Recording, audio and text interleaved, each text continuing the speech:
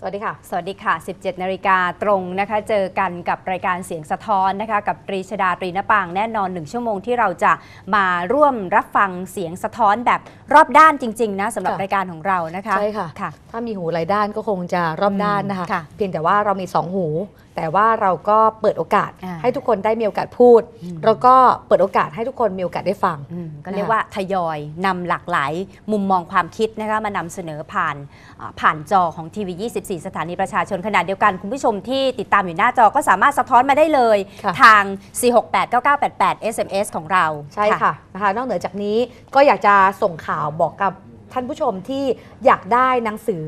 นะคะสำหรับอดีตนายกรัฐมนตรีทั้งสองท่านไม่ว่าจะเป็นหนังสือยิ่งลักษณ์ชินวัตรนายกรัฐมนตรีหญิงคนแรกของประเทศไทยรวมถึงทักษิณชินวัตรชีวิตและผลงานนะ2 เล่มนี้ทางทีวี24เองจัดเซตฮะ2 เล่ม600 บาทเท่านั้นแล้วก็ยังมีซีดีเพลงที่รวมอัลบั้มของคุณวัชระเกิดดีที่ร้องของท่านนายกยิ่งลักษณ์แล้วก็ท่านนายกทักษิณไว้ไม่มีที่ไหน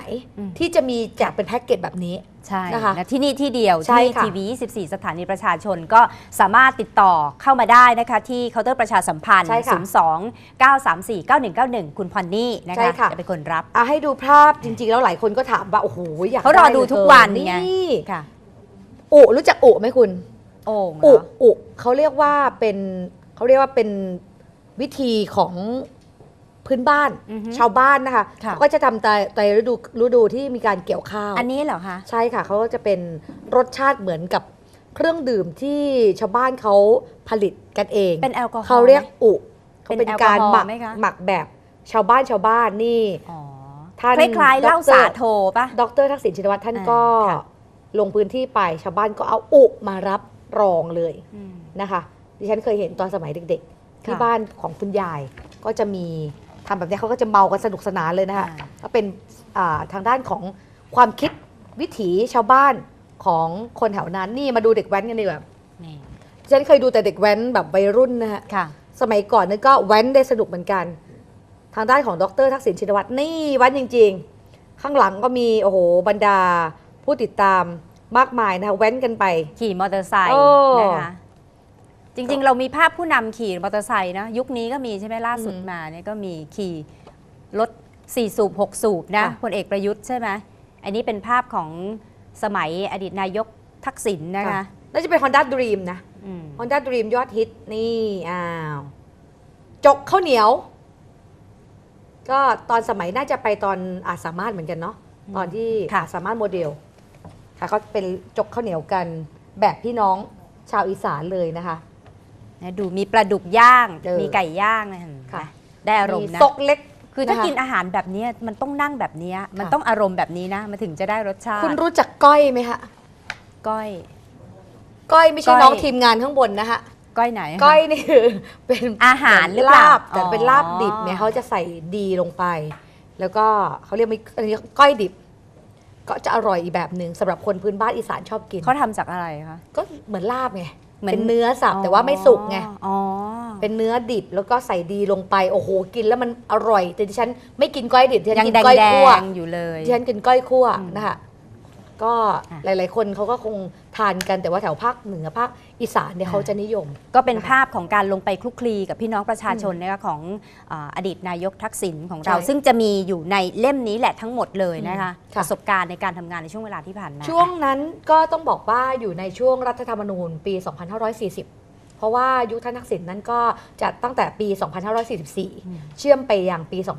2549 นะคะก็ทำให้รัฐธรรมนูญปี 40 นั้นฉบับนั้นเขาบอกว่าเป็นฉบับที่ผ่านการร่างโดยสสรที่มาจากภาคประชาชนที่นี่มาถึงรัฐธรรมนูญฉบับปัจจุบันโดยเฉพาะท่านมีชัยฤชุพันธ์เนี่ยนะคะเขาก็มีการแจงสัดส่วนแบบใหม่ที่หลายๆคนก็ตั้งชื่อมาหลายชื่อแต่ท่านมีชัยก็บอกว่าเป็นระบบจัดสรรปันส่วนผสมชื่อก็ไพเราะเพราะพริ้งนะคะทีนี้มาดูประเด็นที่ท่านมีชัยบอกว่ามีคนวิพากษ์วิจารณ์กันมาหลายส่วนท่านก็เลยอยากจะอธิบายในฐานะที่ท่านเป็นประธานคณะกรรมการร่างรัฐธรรมนูญบอกว่ากรณีที่มีข้อท้วงติงเรื่องระบบการเลือกตั้งที่มีการเสนอแนวทางไว้แต่ยังไม่มีข้อสรุปแต่มีพรรคการเมืองหลายพรรคออกมากล่าวว่าเป็นการตัดตอนพรรคการเมืองนั้น เรื่องนี้อาจารย์มีชัยบอกว่าขออธิบายว่า 1. การจะเข้าใจเรื่องนี้ได้ต้องเริ่มที่เราจะยอมรับเสียงของประชาชนมากน้อยแค่ไหนที่จะไม่ให้คะแนนของประชาชนสูญหายไปโดยเปล่าประโยชน์ที่ผ่านมาเราใช้บัตร2 ใบถึงแม้ใบหนึ่งเอามานับหมดส่วนอีกใบนับเพียงส่วนเดียวส่วนของคนได้คะแนนน้อยกว่าคนที่1ก็จะถูกตัดทิ้งไปหมดทำให้ไม่ได้นับส่วนนั้น 2. ค่ะประเด็นเรื่องของเวลาที่กรรมการคิดเรื่องนี้ไม่ได้คิดถึงพรรคใดพรรคหนึ่งโดยเฉพาะเลยและไม่คิดว่าประโยชน์หรือโทษที่เกิดขึ้นกับพรรคคิดเพียงแค่ว่าจะทำอย่างไรให้คะแนนของประชาชนมีน้ำหนักนำไปใช้ในการออกเสียงเลือกตั้งให้มากที่สุดเท่าที่จะมากได้ประเด็นที่ 3 คือวิธีที่เราคิดว่าเป็นวิธีการปรองดองอย่างหนึ่งคือให้คะแนนเฉลี่ยออกไปทุกพรรคจะได้รับคะแนนเหล่านั้นตามสมควรวิธีที่ 4สำหรับนักวิชาการและสื่อที่ชอบอ้างว่าไม่มีประเทศไหนเขาทำกันก็อยากจะบอกว่าต้องเข้าใจว่าคนไทยนั้นมีสติปัญญาที่คิดอะไรออกได้เองที่เหมาะสมกับประเทศการไปเรียนหนังสือจากเมืองนอกไม่ใช่ไปจำตำราเข้ามาใช้เพียงอย่างเดียวต้องเรียนรู้แล้วนำมาปรับใช้ให้เข้ากับประเทศของเรายกตัวอย่างเช่นอดีตใครเคยกินต้มยำกุ้งกับส้มตำไหมไม่มีแต่คนไทยที่กินต้มยำกุ้งกับส้มตำจนคนทั้งโลกเขารับรู้แล้วว่าเดี๋ยวนี้ดูเหมือนว่าจะชอบกันทั้งโลกละแล้วก็ไม่มีปัญหาอะไรส่วนประเด็นที่ 5ถ้าเราจะเอาโลกมาเป็นตัวอย่างเราก็ต้องถามว่าในโลกนี้เคยมีรัฐบาลไหนบ้างที่ออกมาพูดในที่สาธารณะว่าคนในภาคหรือจังหวัดนี้ไม่เลือกพรรคของตนจึงไม่จัดสรรงบประมาณให้หรือเอาโครงการย้ายจากจังหวัดไปอีกจังหวัดหนึ่งเพียงเพราะจังหวัดแรกไม่ได้เลือกพรรครัฐบาลแต่ประเทศไทยมีซึ่งเรากำลังแก้ปัญหาไม่ให้มันเกิดขึ้นประโยคตรงนี้คนก็กลับไปคิดว่าคุ้นๆฮะพรรคไหนคุ้นว่ามีคนพูดแบบนี้ดูเหมือนท่านมีชัยเจาะจงให้คนนึกถึงซะด้วยซ้ำว่าใครเป็นคนพูดดิฉันก็ขีดเส้นใต้ไว้ละกันสำหรับประโยคนี้นะคะแต่ว่าท่านมีชัยอธิบายบอกว่าการเลือกแบบใหม่ทุกจังหวัดจะมีคะแนนที่เอื้อต่อทุกพรรคการเมืองมากบ้างน้อยบ้างจนสามารถพูดได้ว่าคนทั้งประเทศสนับสนุนพรรคการเมืองแต่ละพรรคมากน้อยที่สุดแต่กำลังศรัทธาของแต่ละคนในแต่ละจังหวัดหรือในแต่ละเขตก็ไม่เหมือนกันส่วนประเด็นที่ 6อาจารย์มีชัยบอกว่าแต่ละวิธีที่ทางด้านกรรมการร่างรัฐธรรมนูญเสนอมานั้นจะทำให้พรรคการเมืองคัดเลือกคนที่ดีที่สุดไปลงสมัครแม้จะรู้ว่าในเขตนั้นคะแนนสู้พรรคอื่นไม่ได้แต่ก็ยังมีความหวังว่าจะให้ได้คะแนนมากที่สุดเท่าที่จะมากได้เพื่อนำไปคำนวณในการคิดสัดส่วนสสระบบบัญชีรายชื่อคือจะทำให้แต่ละพรรคนั้นมีการคัดสรรคนมากขึ้นจากเดิมนั้นไม่ได้ทำแบบนี้นะคะส่วนประเด็นที่ 7อาจารย์มีชัยบอกว่าในการเลือกตั้งปี 54เขตเลือกตั้งมี375เขตมี120เขตที่คนได้รับเลือกได้คะแนนน้อยกว่าคนอื่นโดยยังไม่นับโหวตโนถ้านับโหวตโนจะมีจำนวนมากกว่า120เขตนั่นหมายถึงว่าเราไม่รับรู้เสียงส่วนใหญ่ของประชาชนใช่หรือไม่ถ้าเราใช้วิธีเดิมคนที่ได้คะแนนสูงสุดไม่ว่าจะได้เท่าไหร่ก็จะได้รับเลือกส่วนคนที่ประชาชนไม่เอาคะแนนมีเท่าไหร่เราก็ทิ้งไปดูแล้วไม่เป็นธรรมกับประชาชนที่ไปเลือกทุกพรรคคืออาจารย์มีชัยพยายามจะบอกว่าคะแนนของคนแพ้เนี่ยจะต้องถูกนำมาใช้ประโยชน์ด้วยแต่อีกหลายคนก็บอกว่าอ้าวแล้วเขาจะมีเลือกตั้งไปเพื่ออะไรเลือกตั้งเพื่อเอาเสียงข้างมากเอาผู้ชนะแต่อาจารย์มีชัยบอกว่าก็ชนะไปแล้วไงแต่พอจะเลือกอีกส่วนหนึ่งเนี่ยมันก็ต้องเอาคะแนนผู้แพ้เนี่ยเข้ามามีส่วนเลือกด้วยดิฉันก็ไปฟังเสียงของคนวิจารณ์เหมือนกันเขาบอกว่าอ้าวก็การเลือกตั้งอ่ะมันต้องมีที่1คนเดียวอ่ะมันก็จะเอาที่2ไปทำอะไรได้อีกล่ะคือพูดง่ายว่าสนามเลือกตั้งมันคือสนามของการแข่งขันไงซึ่งมันก็ต้องวัดด้วยเสียงข้างมากถูกไหมทีนี้ก็เลยบอกว่าที่ผ่านมามันเป็นปัญหาอาจารย์มีชัยก็เลยบอกว่าอ้าวถ้าเกิดคนแพ้แล้วเนี่ยคนชนะเขาได้รับเลือกเสร็จปุ๊บก็ต้องเอาคะแนนของคนที่แพ้เนี่ยมาใช้เป็นประโยชน์ในการเลือกผู้แทนหลายคนก็แสดงความเห็นอีกเหมือนกันอ้าวก็เขาแพ้ไปแล้วอ่ะจะเอากลับมาคำนวณอีกทำไมเราก็ต้องไปคระทั้งหมดเอาเลือกคนที่ดีที่สุดขึ้นมาอีกถึงจะเรียกว่าระบบการเลือกตั้งแต่อาจารย์มีชัยมองว่าเพื่อที่ประชาชนทุกคนจะมีส่วนในการเลือกสสเข้ามาก็เลยเอาชนะก็ไปที่1คือเป็นสสเขตไอ้คนแพ้ก็เอามาคำนวณเป็นสสสัดส่วนไปคือประมาณว่า ผู้เลือกสิทธิ์ของประชาชนเหมือนประชาชนจะได้มีสสเป็นของตัวเอง ถูกต้อง แต่ตรรกะมันไม่ตอบโจทย์ ตรง ไง ที่ว่าอ้าวเมื่อคนได้ที่หนึ่งเสร็จปุ๊บเหมือนที่เรายกตัวอย่างเรื่องของนางงาม ค่ะ เมื่อได้รางวัลขวัญใจช่างภาพเสร็จปุ๊บก็ต้องมีสิทธิ์ที่จะไปลุ้นรางวัลที่หนึ่งแต่การนี้เท่ากับว่าใครได้ตำแหน่งขวัญใจช่างภาพแล้ว คุณต้องได้รางวัลเดียว คุณไม่มีสิทธิ์ไปชิงรางวัลใหญ่ อันนี้คือส่วนที่กำลังอธิบายนะคะแต่ประเด็นหนึ่งที่อาจารย์มีชัยบอกว่าวันเนี้ยต้องฟังเสียงของประชาชน ต้องใช้เสียงของประชาชนเนี่ยเป็นเครื่องตัดสิน ค่ะ คุณรู้ไหมว่าระหว่างที่ท่านมีชัยอธิบายอยู่ ทุกครั้งเนี่ยถ้าเป็นนักการเมืองฝ่ายพรรคเพื่อไทย มักจะเคยมีวิวาทะกับผู้สื่อข่าว อย่าง เมื่ คุณสมจิตนวเครือสุนทร ค่ะ เพราะว่าคุณสมจิตเองเนี่ยก็ต้องยอมรับว่าใกล้ชิดสนิทสนมกับพรรคการเมืองบางพรรคแต่ว่าคราวนี้คุณสมจิตเอง มีวิวาทะกับระดับอาจารย์มีชัย โอ้ คุณคิดดูว่าใครจะเปรี้ยงพร้ำมาฟังดูนะคะ ค่ะ คุณมีชัยก็สมมุติก่อนเรื่องของคะแนนว่าสมมุติครอบครัวหนึ่งมี10 คน แต่ละวันมีกับข้าวได้อย่างละ1 อย่าง ก็ลงคะแนนกันว่าสัปดาห์หน้าจะกินอะไร4 คนบอกว่าจะกินแกงเผ็ด3 คนบอกว่าจะกินแกงจืด4 กับ 3นะฮะ4 แกงเผ็ด3 แกงจืด2 คนบอกจะกินผัดผักอีกคนนึงบอกไม่ออกเสียง ถ้าใช้วิธีเดิมก็กินแกงเผ็ดทั้งสัปดาห์เพราะเสียงข้างมากไง4 ทุกวันจะกินแกงเผ็ดทุกวันนะคะเพราะ4 คนเป็นคะแนนเสียงที่มากที่สุด ทีนี้ท่านมองว่าจะทำอย่างไรให้3 เสียงจะได้กินแกงจืดบางวันก็จะได้กินผัดผักบ้างบางวันก็ไม่ออกเสียงคือกินอะไรก็ได้ ท่านก็เลยว่าอ้าวงานเนี้ยก็เลยเอาคนที่แพ้ทุกวันน่ะ3 2 1เนี่ย อืม เอามาผลัดให้ได้กินบ้างคือไม่อย่างนั้นก็กินแกงเผ็ดทุกวันตรรกะอาจารย์คิดอย่างนั้นเนี่ยนะคะเพราะอาจารย์บอกว่าตรงเนี้ยจะทำให้ครอบครัวเนี่ยชีวิตไม่ขมขื่นจนเกินไป โอ้เหมือนมีหลากหลายรสชาติมา จะ ก ได้ ขึ้น กินแกงเผ็ดกินแกงจืดนะกินผัดผัก แล้วก็กินอะไรก็ได้อาจจะเป็นกินไข่ต้ม ค่ะ เพราะถ้าเกิดชนะ4 เสียงเนี่ยก็จะได้กินผัดแกงเผ็ดทุกวัน แต่ทำไมท่านไม่คิดว่า วันเนี้ย4 เสียงอาจจะอยากกินแกงเผ็ดอีกวันหนึ่งเขาอาจจะอยากกินอย่างอื่น อีกวันหนึ่งเขาอาจจะกินอย่างอื่น แต่ท่านมองว่าครั้งเนี้ยเขากินแกงเผ็ด4 เสียง วันพรุ่งเนี้ยเขาคงจะ4 เสียงอีก วันต่อไปก็คงจะ4 เสียงอีก ก็จะทำให้กินแกงเผ็ดกันทุกวัน อืม ก็เลยทำให้วันหนึ่งผลัดกันมา แกงเผ็ดบ้าง แกงจืดบ้าง ผัดผักบ้างให้ทุกคนมีเสียงที่สามารถมีอิทธิพลในการกำหนดทิศทาง มันก็เป็นวิ ด้ ธี วย การเปรียบเทียบอะนะ เรื่อง ของรสชาติอาหาร ค่ะ แต่จริง ๆ แล้วตรรกะมันคนละเรื่องกันเนาะ ใช่ ใช่ไหม ทีนี้มาดูประเด็นที่ผู้สื่อข่าวถาม คือท่านมีชัยพออธิบายบอกเสร็จปุ๊บเนี่ยก็เปิดเผยเลยว่า แต่จริง ๆ แล้วกรรมการร่างรัฐธรรมนูญเนี่ยยังไม่มีความชัดเจนเรื่องของรายละเอียดในการคำนวณนะ เพียงแต่ว่ามีแนวดำริจะเป็นแบบนี้ แล้วก็ช่วงหนึ่งก็เปิดโอกาสให้ผู้สื่อข่าวถาม คุณสมจิตนวเครือสุนทร ค่ะ ค่ะก็สอบถามท่านเชิงแลกเปลี่ยนความคิด แล้วก็บทวิจารณ์ ขณะเดียวกันคุณมีชัยเองกำลังตอบคำถามของคุณสมจิต โดยคุณสมจิตเนี่ยบอกว่า พูดถามมาประโยคหนึ่งท่านมีชัยก็ตอบย้อนคุณสมจิตไปเหมือนกัน ให้คุณไปเปลี่ยนใจ คนที่คุณคุยด้วยบ่อย โอ้โห พูดแบบนี้เลย ๆ ให้คุณไปเปลี่ยนใจ อ่า คนที่คุณคุยด้วยบ่อย นี่ยิงตรงเลยนะ ๆ พอแถลงเสร็จปุ๊บ คุณสมจิตก็ไม่ได้ยอมนะฮะก็สวนกับคุณมีชัยทันทีว่า ท่านดักฟังโทรศัพท์หนูหรือคะ ถึงได้ทราบว่าหนูคุยกับใครบ่อย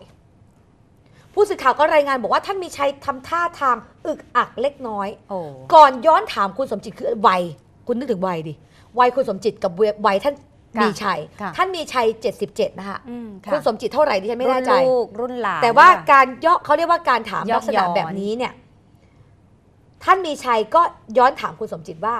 หมายความว่ายังไง เรื่องที่ย้อนว่า ท่านดักฟังโทรศัพท์หนูเหรอ ค่ะ ท่านมีชัยก็พอถามกลับมาว่า หมายความว่าอย่างไร คุณสมจิตตอบว่าไงรู้ไหมคะคุณสมจิตตอบว่า ท่านบอกให้หนูไปเปลี่ยนใจ คนที่คุยด้วยบ่อยๆ หนูเลยแซวท่านว่า ดักฟังโทรศัพท์หนูเหรอคะ ถึงทราบว่าหนูคุยกับใครบ่อย อืม ๆ ท่านมีชัยอึ้งไปแป๊บหนึ่งคุณนึกภาพสิว่าคุณมีชัยจะตอบอะไร ค่ะ อาจารย์มีชัยตอบว่า ผมไม่ได้ดักฟังโทรศัพท์ จะดักฟังทำไม เพียงแต่ผมคิดว่า คุณคงมีคนที่คุยด้วยบ่อยๆ แต่ไม่รู้ว่าใคร อืม เดี๋ยวคิดตามเลยนะ ค่ะ คนที่คุยด้วยบ่อยๆ เอ๊ะคุณสมจิตเคยไปที่ไหนบ้างนะ ค่ะ เค เคยไปที่ชุมนุมหรือเปล่า แล้วปกติไป สนิท ประ สนม จำที่ กับ ไหน กลุ่มไหน คือ ใคร แต่ว่าถ้าพูดอีกอย่างหนึ่งคือท่านมีชัยท่านคงไม่ได้มีเจตนาอย่างนั้น แต่การที่คุณสมจิตเนี่ยยอกย้อนว่าท่านดักฟังโทรศัพท์หนูเหรอคะท่านถึงรู้ว่าหนูคุยโทรศัพท์กับใคร ค่ะ ถ้าถามมุมอย่างดิฉันเองที่เป็นผู้สื่อข่าวในอดีตที่เคยเป็นผู้สื่อข่าวเนี่ยถามแบบนี้โอ้โห ดิฉันไม่กล้านะคะ คือเป็นสไตล์นะคุณ อืม สมจิตนี่กี่ยุค ส กี่ ม ส จิต มัย สไตล์ ใช่เป็นสไตล์ของคุณสมจิตจริง ๆ เลยก็ ถ้าจะมองก็เป็นวิธีการไง ค่ะ คือเวลาที่จะทำให้ใครเนี่ยหลุดหรือพูดอะไรมา บางทีมันต้องใช้วิธีเหมือนไป ค่ะ นิดนึงใช้จิตวิทยานิดนึงเป็นยั่วอารมณ์นิดนึงแล้ว ค่ะ แล้วมันจะหลุดใช่ไหมแต่ว่าอาจารย์มีชัยไม่ใช่นะ แต่ อาจารย์มี โด ชั ย ย ทั่ นี่ ว ถือ ไป ว่า เนี่ย ควบคุมตัวเองได้ โดยทั่วไปผู้สื่อข่าวที่จะถามแนวที่ออกเอิญกับแหล่งข่าวระดับสูงได้เนี่ยส่วนใหญ่จะต้องเป็นผู้สื่อข่าวอาวุโส อย่างเจยุ อ่า เนี่ยตอนครั้งหนึ่งที่เคยมีวิวาทะกับพลเอกประยุทธ์จันทร์โอชาเนี่ยถึงขั้นที่บอกเอ๊ะป้าอะไรที่แบบสักอย่างเนี่ยนะคะแต่ว่าท้ายที่สุดก็มารู้จักกันทีหลังเนี่ยก็ต้องขอโทษขอโพยกันไป เพราะว่า ค่ะ หนึ่งคือวุฒิภาวะอยู่ ค่ะ ไล่เรียงกัน เพราะว่าเจยุเองก็เป็นภรรยาของรุ่นพี่ ใช่ ใช่ไหมคะแต่คราวเนี้ย มันคนละ วัย รุ่น วุฒิวุฒิภาวะ อืม คนละเรื่อง ดังนั้นท่านมีชัยเนี่ยที่อึ้งไปเนี่ยแล้วตอบกลับมาเป็นดิฉันนี่ก็เช่นก็ คือถ้าเราไปดูสไตล์เจยุที่ถามอะเจยุก็ไม่เคยถามอะไรลักษณะ ใช่ แบบนี้นะ คือจะถามย้อนแย้งก็แต่เป็นการย้อนแย้งด้วยเหตุผล ด้วยประเด็น ด้วยประเด็น อยู่ในประเด็น ไม่ แต่ ได้ อันเนี้ย ไม่ได้ออก สิ นอกเรื่อง ท่านบอกให้หนูไปเปลี่ยนใจคนที่คุยด้วยบ่อย อืม ๆหนูเลยแซว ค่ะ ใช้คำว่าแซวเลยนะหนูเลยแซวท่านว่าดักฟังโทรศัพท์หนูเหรอคะ อืม แล้วถามว่าบุคลิกอย่างอาจารย์มีชัยอ่ะคุณควรจะไปแซวขณะที่ท่านเพิ่งแถลงเป็นเรื่องเป็นราวมาหรือเปล่า อันนี้ก็เป็นมุมหนึ่งนะคะที่นำเสนอให้กับท่านผู้ชมได้รับทราบกัน สรุปว่าคุณสมจิตได้ประเด็นอะไรกลับไปหรือเปล่า ก็ได้ ใช่ไหม ได้เมื่อกี้ไง เออ ได้เรื่อง เรื่องจัดสรรปันส่วนผสม ยกตัวอย่างเรื่องของการกินนั่นนี่นู่น อืม เสร็จแล้วปุ๊บท่านมีชัยก็ถามเรื่องว่าอ้าวคุณจะไปเปลี่ยนให้คุณไปเปลี่ยนใจคนที่คุณคุยด้วยบ่อยๆ ความหมายคือการเปลี่ยนอารมณ์ในการ ค่ะ รับประทานอาหาร ค่ะ ใช่ไหมคะ เออ แล้วก็สุดท้ายก็ลงเอยว่าโอ้โห คนที่คุณคุยด้วยบ่อย ผมไม่รู้ว่าคุณคุยกับใครอะ คนที่คุณก็รู้ว่าใคร เออ หรือเปล่า แล้วท่านจะไปรู้ได้ยังไง ใช่ไหมอ่ะก็ อืม ถือว่าก็เป็นเหตุการณ์ที่เกิดขึ้นนะคะในส่วนของแหล่งข่าวกับผู้สื่อข่าวแหละนะคะรูปแบบนี้โดยเฉพาะผู้สื่อข่าวที่ชื่อสมจิตเนี่ยก็จะมักจะเจออย่างเงี้ยทุกสนามเลย เขาคนสวย ไม่ว่าจะเป็น น สนามไหนนะ ค่ะ จะต้องเจอสไตล์นี้ก็เรียกว่าก็สร้างประเด็นให้เกิดขึ้นได้ โอ้ ล่ะ ดิฉันต้องรอคุณชูวิทย์ ใช่ คุณชูวิทย์ก็ประจ ใช่ ำเจอคุณ ใช่ สมจิตเห็นไหมเขาโพสเฟซบุ๊กแบบ อืมใช่ สนุกสนาน ตอบ เลย โต้กัน โอ้ นะคะอ่ะไปดูแน่นอนเรื่องของระบบจัดสรรปันส่วนผสมของอาจารย์มีชัยนะคะ ก็ยังคงเป็นที่ถกเถียงกันแหละว่า ถ้าจะมีการนำระบบนี้มาใช้จริง ๆ แล้วเนี่ยจะเหมาะสมหรือเปล่า เพราะว่าแววๆว่าล่าสุดเนี่ยที่อาจารย์มีชัยพูดบอกว่ายังไม่ได้ตกผลึกเรื่องของตัวเลขสัดส่วนใช่ไหมแต่ว่าออกมาเปรยๆว่าประมาณว่าน่าจะไม่เกิน 500 คนสำหรับสสในสภาแต่จะแบ่งสัดส่วนสสเขตกับบัญชีรายชื่อ เปลี่ยนจากเดิม แบบไหน เมื่อก่อนนี่คือเขต ใช่ 375 แล้วก็สัดส่วนเนี่ย125 แต่ว่าคราวเนี้ยดูเหมือนจะเปลี่ยน ใช่ จะเปลี่ยนให้สสเขตเนี่ยลดลงใช่ไหมคะ ใช่ มีพื้นที่ในการดูแลมากขึ้น ใช่ประมาณนั้นอ่ะเขารอดูแล้วกันคือถ้าเป็นการตอบโต้แบบนี้แสดงว่าระบบนี้มีสิทธิ์สูงเนาะในการที่จะนำมาใช้จริง จ้ะ ๆนะใช่ไหมอ่ะไปดูเสียงของการสะท้อนถึงความไม่เห็นด้วยดีกว่านะคะก็คืออาจารย์วิโรจน์อาลีอาจารย์ประจำคณะรัฐศาสตร์มหาวิทยาลัยธรรมศาสตร์ค่ะก็ให้ความเห็นเรื่องนี้ในกรณีของการออกแบบรูปแบบการเลือกตั้งของอาจารย์มีชัยแบบตรงไปตรงมาเหมือนกัน อาจารย์บอกว่าแนวคิดนี้มันขัดกับหลักการของประชาธิปไตยแน่นอน เป้าหมายของระบอบประชาธิปไตย ส่วนที่เป็นระบอบรัฐสภาก็คือการต้องการให้มีพรรคเสียงข้างมาก ซึ่งจะต้องมีมากพอสมควรมันจึงจะบริหารได้ เพื่อสะท้อนให้เห็นเจตจำนงของการใช้อำนาจอธิปไตยของประชาชน อีกทั้งหากใช้วิธีนี้ก็จะได้รัฐบาลแบบผสม คือตรงที่อาจารย์บอกว่าจุดประสงค์ของระบบรัฐสภาต้องมีเสียงข้างมาก และต้องมากพอย้อนเลย เพราะว่ากรทจุดประสงค์ก็คือต้องการจะลดความเบ็ดเสร็จของการใช้อำนาจของรัฐสภาใช่ไหมเพราะงั้นเนี่ยเห็นแย้งเลยแน่นอน อาจารย์บอกว่าที่ผ่านมาถ้าย้อนไปดูเหตุการณ์ทางการเมืองหลังยุคพฤษภาธมิฬจนไปถึงก่อนมีรัฐธรรมนูญ 40 เนี่ยจะเห็นผลของการที่มีรัฐบาลที่มีพรรคเสียงข้างน้อยผสมกันมากๆ แล้วก็ส่งผลให้ประสบปัญหาเรื่องของเสถียรภาพในการทำงาน ก็คืออำนาจการต่อรองทางการเมือง มีมากขึ้น แต่จะทำให้ความสำคัญของนโยบายลดลงแน่นอน เพราะฉะนั้นหากกรท.อยากให้ทุกเสียงมีความหมายจริงๆอย่างที่อาจารย์มีชัยบอกควรจะเป็นการออกแบบการเลือกตั้งให้พรรคเดียวมีหลายเบอร์ใน1เขตมีหลายที่นั่งในสภาแบบที่เมื่อก่อนที่เราเคยทำเขต1เลือก3คนใช่ไหมคะก็ได้คิดว่าหากทำแบบนี้น่าจะสะท้อนเจตจำนงของผู้ใช้สิทธิ์หรือประชาชนได้ดีกว่าเพราะว่าเข้าไปเลือกแล้วคนนั้นก็ได้เป็นเพราะว่าถูกเลือกไม่ใช่มาเลือกหมายเลขนี้แล้วพอผลออกมากลับเป็นการแพ้การเลือกตั้งแต่กลับได้ที่นั่งในสภา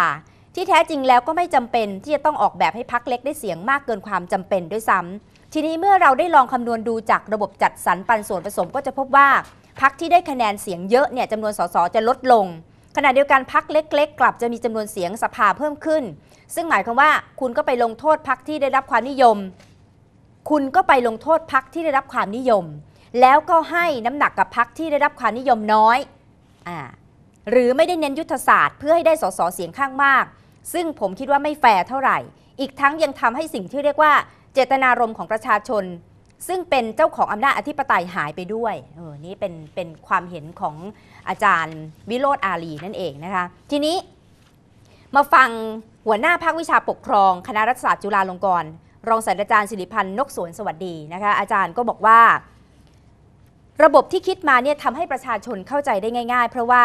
กาบัตรใบเดียวให้แก่สสแบบแบ่งเขตแต่ว่า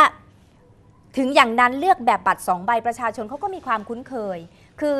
ทำให้การเลือกตั้งง่ายขึ้นจริงก็คือใช้ใบเดียวแต่ว่าแบบ2ใบเนี่ยอาจารย์บอกว่าคนคุ้นเคยแล้วและที่สำคัญมันไม่ได้ตอบโจทย์สำคัญคือเรื่องของความต้องการของประชาชนว่าต้องการจะให้พรรคใดขึ้นบริหารประเทศซึ่งในส่วนของจุดแข็งที่ว่าเนี่ยทุกคะแนนเสียงมีความหมายคะแนนของผู้แพ้ไม่ตกน้ำตามที่กรท.กล่าววันนั้นการที่ให้ทุกเสียงมีความหมายนั้นไม่ได้เป็นหลักการพื้นฐานที่สากลให้ความสำคัญที่สุดต้องขอย้ำว่าสิ่งที่สำคัญที่สุดของระบบการเลือกตั้งก็คือเจตนารมณ์ของประชาชนจึงไม่ควรเอาประเด็นที่มีความสำคัญรองลงมาเนี่ยมาอ้างและบดบังหลักการใหญ่นี่อาจารย์บอกแบบนี้นะคะแล้วก็อาจารย์ยังระบุบอกว่าระบบการเลือกตั้งแบบนี้เนี่ยจะทำให้พรรคการเมืองอ่อนแอลงเพราะว่าจะต้องไปเน้นการหาเสียงที่บุคคลมากกว่าที่จะเป็นการนำเสนอนโยบายในการดำเนินงานแบบที่เมื่อก่อนนี้คือนำเสนอชูนโยบายของพรรคเป็นหลักใช่ไหมแต่พอใช้ระบบนี้เข้ามาเนี่ยเรื่องของการแข่งขันกันในทางด้านนโยบายมันถูกลดทอนถูกลดความสำคัญไปเลยกลายเป็นว่าตัวบุคคลจะต้องไปแข่งกันเป็นลักษณะอย่างนั้นทีนี้ยังจะทำให้มีแนวโน้มในการเกิดการซื้อสิทธิ์ขายเสียงมากกว่าเดิมซะอีกอาจารย์บอกถ้าจะอ้างบอกว่าวิธีนี้จะเป็นการลดการซื้อเรียกว่าซื้อเสียงวิธีนี้ยิ่งทำให้เกิดการซื้อสิทธิ์ขายเสียงมากกว่าเพราะว่าไปเน้นกันที่ตัวบุคคลทีนี้พอเปรียบเทียบกับการเลือกตั้งแบบเดิมที่แยกสสแบบบัญชีรายชื่อเนี่ยก็จะยิ่งทำให้การซื้อเสียงทำได้ยากแล้วก็ยังไม่เป็นการส่งเสริมการแข่งขันที่เป็นธรรมระหว่างพรรคการเมืองซึ่งก็คือพรรคการเมืองขนาดเล็กที่ไม่สามารถหาผู้สมัครในระบบเขตได้จะไม่สามารถแข่งขันกับพรรคการเมืองขนาดใหญ่ได้และก็เพื่อเป็นการแก้ปัญหาในส่วนนี้นานาประเทศจึงใช้ระบบการเลือกตั้งแบบบัญชีรายชื่อไงที่ไม่มีเกณฑ์ขั้นต่ำเป็นวิธีในการแก้ปัญหาเพราะฉะนั้นอาจารย์ก็บอกว่านับเป็นระบบการเลือกตั้งที่แน่นอนเลยไม่ตอบโจทย์ความต้องการประชาชนไม่เอื้อให้เกิดความเป็นธรรมในการแข่งขันทั้งที่จริงแล้วการเปลี่ยนระบบเลือกตั้งเนี่ยจริงๆมันไม่ใช่วิธีแก้ปัญหาใดๆเลยอย่างที่อ้างมาทั้งเรื่องคอร์รัปชันเรื่องการซื้อเสียงวิธีนี้ไม่ได้แก้หากแต่เป็นการยอมรับผลการเลือกตั้งแล้วก็หาวิธีแก้ไขข้อบกพร่องในกระบวนการการเลือกตั้งอันนั้นดีกว่าอาจารย์มองว่าคือหาวิธีในการแก้ไขข้อบกพร่องในกระบวนการจัดการเลือกตั้งหรือการคัดกรองบุคคลเข้าสู่สนามเลือกตั้งอันนั้นจะเป็นจุดเริ่มต้นที่ดีกว่าค่ะขณะเดียวกันถ้าอาจารย์2อาจารย์เนี่ยนะพูดถึงเรื่องของระบบที่อาจารย์มีชัยพูดเนี่ยอาจารย์มีชัยโต้เลยนะคะฉันขอนำคำของอาจารย์มีชัยมาเลยอาจารย์มีชัยบอกว่ากรณีที่มีการมองว่าระบบเนี้ยทำให้ประชาชนมีสิทธิ์ไม่เท่ากันเห็นไหมคะเหมือนท่านมีชัยนั่งอยู่พอดีแล้วอาจารย์พูดนะบอกว่าเพราะคนที่เลือกได้สสเขตจะไม่มีสิทธิ์เลือกสสสัดส่วนอาจารย์มีชัยบอกว่าไม่ควรคิดตรงนั้นไม่ควรคิดแยกแต่ต้องคิดว่าประชาชนไปลงคะแนนมีสิทธิ์เลือกสสโดยเสียงเขาไม่ถูกทิ้งน้ำความหมายของอาจารย์มีชัยคือก็คุณมีสิทธิ์เลือกสสเขตไปได้แล้วคนที่เขาไม่ได้เลือกสสเขตเขาก็จะได้มีคะแนนของเขาเนี่ยมีสิทธิ์สำหรับเลือกสสสัดส่วนแสดงว่าคะแนนของคนที่เลือกสสเขตคุณก็ได้สสเขตไปแล้วไง ดังนั้นของคนแพ้เนี่ยเขาก็ต้องมีสิทธิ์ในการเลือกสสสัดส่วนของเขาบ้าง อาจารย์มีชัยกำลังมองแบบนี้ว่า อย่าไปมองแยกว่าคะแนนสสเขตไม่มีสิทธิ์ลงมาแข่งกับสสสัดส่วน อย่าไปมองแบบนั้นให้มองคิดว่าประชาชนมีสิทธิ์ไปลงคะแนนสสโดยเสียงของเขาไม่ถูกทิ้งน้ำแม้ว่าจะเป็นการลงคะแนนสสเขตแต่ประชาชนย่อมชอบพรรคการเมืองของคนเหล่านั้นที่สังกัดอยู่จึงไม่ถือว่าเป็นการตัดสิทธิ์คือสสที่เลือกสสเขตเนี่ยสมมุติว่าสสเขตนั้นเป็นสสพรรคปปาก็คุณก็ได้ตัวสสด้วยแล้วก็ได้พรรคด้วยแล้วไงคุณก็ไม่ต้องมาแข่งขันกับสัดส่วนสิเพราะคุณได้ทั้งคนได้ทั้งพรรคไปอยู่ในบุคคลเดียวกันในสสเขตแล้วจึงไม่ถือว่าเป็นการตัดสิทธิประชาชนที่ได้สสเขตแต่ละคะแนนก็เลยไม่ถูกนับในระบบสัดส่วนคือเมื่อได้เขตไปเรียบร้อยละทั้งเขตทั้งพรรคไปละคะแนนที่ถูกตัดไปเนี่ยจึงไม่ถูกรวมมาในการเลือกสสระบบสัดส่วนขณะเดียวกันเสียงที่เลือกสสเขตนั้นแต่แพ้ก็ไม่ถูกทิ้งนำมาคำนวณสสแบบสัดส่วนไงคะแนนที่ชนะก็ได้สสเขตไปละได้พรรคที่ชอบได้คนที่รักไปเรียบร้อยแล้วก็ได้เป็นสสเขตไงส่วนคะแนนของคนที่แพ้เลือกคนที่รักกับพรรคที่ชอบแต่คะแนนดันแพ้ก็ถูกมาคำนวณในสัดส่วนไงมันไม่เสียไงอาจารย์มีชัยบอกว่าทุกคะแนนจะถูกนำมาคำนวณเป็นสสได้แม้ว่าจะไม่ได้บุคคลเดียวกับที่เลือกเป็นสสเขตแสดงว่าเมื่อเราได้สสพรรคปปาเป็นสสเขตคุณก็ได้คนที่รักได้พรรคที่ชอบไปแล้วคุณจะมาลุ้นทำไมกับสสแบบสัดส่วนก็ให้คนอื่นเขามีสิทธิ์บ้างก็โดยเอาคะแนนเหล่านี้ไม่ต้องทิ้งน้ำก็เอาคะแนนที่แพ้เนี่ยเอามาคำนวณเป็นสสสัดส่วนซึ่งก็ไม่ถือว่าทำให้ประชาชนฝ่ายใดฝ่ายหนึ่งเสียสิทธิ์แต่ทุกคะแนนนำมาคำนวณเพื่อเลือกสสคือฟังแล้วดูดีนะฟังแล้วงงไปฟังแล้วดูดีนะแต่ว่าพอไปดูภาพรวมใหญ่แล้วนี่เขาก็มองว่ามันไม่แฟร์นี่คือไม่ใช่การแข่งขันเลยอย่างนั้นจะมาแข่งขันกันทำไมใช่จะมาหาเสียงกันเพื่ออะไรเพราะว่าสุดท้ายแล้วคะแนนมันก็จะกลับตาลปัดคืออาจารย์มีชัยกำลังมองว่านี่คือไม่ใช่การแข่งขันใช่นี่คือการที่ประชาชนเลือกอธิบายเข้าใจใช่ไหมคะท่านผู้ชมคะคือเมื่อเลือกไปก็คุณได้คนที่รักคือได้สสที่คุณชอบไงแล้วได้เลือกพรรคที่ชอบพรรคที่เขาสังกัดอยู่ก็นี่ไงได้สสเขตไปแล้วคุณก็ไม่ต้องมาลุ้นกับสสสัดส่วนให้คนที่ลุ้นคือใครพรรคที่แพ้คนที่แพ้ก็เอามาเลือกสัดส่วนคนที่ชนะก็แบ่งกันไงแบ่งเก้าอี้กันดูแล้วสัดส่วนก็สัดส่วนไปสสเขตก็สสเขตไปคือดูแล้วมีความหมายนี่คือข้อดีนะที่คะแนนไม่เสียใช่อาจารย์นักวิชาการท่านหนึ่งเห็นด้วยว่าข้อดีข้อเดียวด้วยที่อาจารย์บอกที่เห็นในการเลือกตั้งระบบนี้ก็คืออย่างที่บอกก็คือทำให้ทุกคะแนนมีค่าเป็นเสียงสวรรค์ไม่หล่นน้ำแต่ว่าข้อเสียบิดเบือนผลการเลือกตั้ง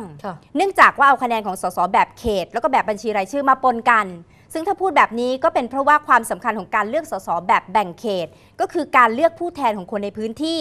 เป็นตัวแทนในสภาแล้วเข้าไปดูแลผลประโยชน์ของคนในท้องถิ่นจะเป็นเรื่องไฟฟ้าประปาสาธารณูปโภคต่างๆซึ่งต่างจากสสแบบบัญชีรายชื่อสสเขตเนี่ยตอบโจทย์การเข้าไปดูแลประชาชนในพื้นที่แต่สสแบบบัญชีรายชื่อเป็นการให้โอกาสกับคนที่มีความเชี่ยวชาญด้านต่างๆแต่ไม่เก่งเรื่องหาเสียงได้มีโอกาสในการทำงานเพื่อชาติบ้านเมืองซึ่งคุณสมบัติแบบนี้